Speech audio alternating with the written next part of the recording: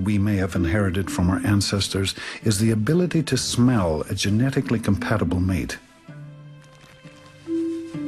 In one unusual experiment, scientists had young men sleep in the same t-shirt for a couple of nights, until the shirts were infused with their unique smell.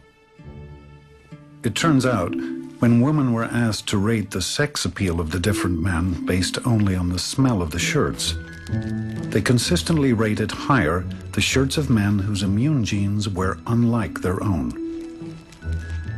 From an evolutionary perspective, this makes sense.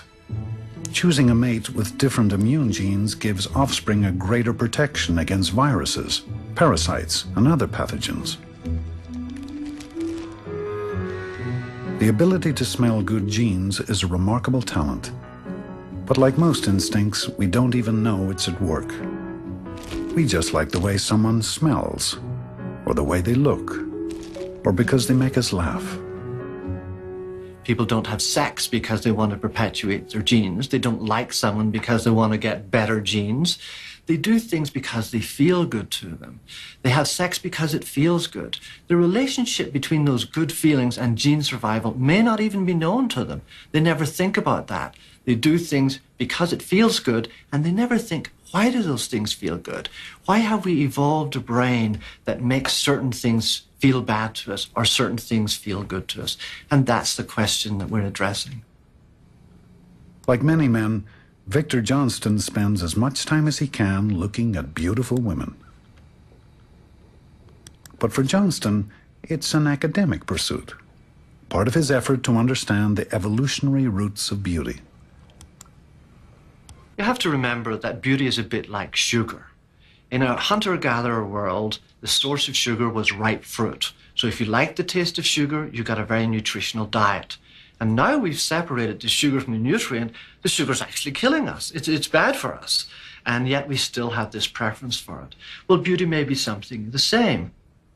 Beauty is just a configuration of facial cues that we find to be attractive. These are cues that are telling us something about that individual, something biologically important. People like very full lips, and these are due to estrogens at puberty. And they also like females with short lower jaws and narrow lower jaws, and this indicates a low testosterone level. And that combination of high estrogens and low testosterone is correlated with fertility. In a hunter-gatherer world, it was important to detect these cues. But in today's world, we can manipulate fertility. We have fertility drugs and contraception. It doesn't have the same importance, but we still react to it. It still affects our behavior. The next face I want you to find, Sarah, is the face that would be the most attractive male face. Woohoo! The most attractive male. Yeah, the most attractive male face from this range of face. To study facial preferences, Johnston constructed a computer program that scrolls seamlessly between a sexy, fertile female face and a macho, virile male face. That guy looks like he's right out of prison. He's gonna hold up he's not very popular. I'd like for you to find the best possible mate for a short-term relationship. Short-term, okay. A secret weekend. Tends to be more masculine and pretty far down there. For a short-term mate, they want someone who's got a lot of testosterone markers on their face compared with a choice for a long-term mate. So whenever people are looking for good genes or a short-term relationship, they seem to be looking for these more masculine characteristics, but not so when they're looking for a long-term mate. They're looking for maybe a softer, kinder person for a long-term relationship. Maybe someone that's kind of a little bit protective, help me out, watch over us. Johnston tested many of his subjects more than once. To his surprise, he sometimes got different answers on different days.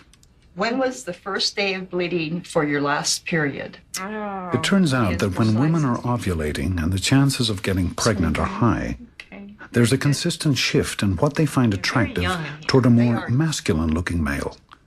I want someone at least my age. Just like with the songbirds, that's when the unconscious lure of those good genes is strongest.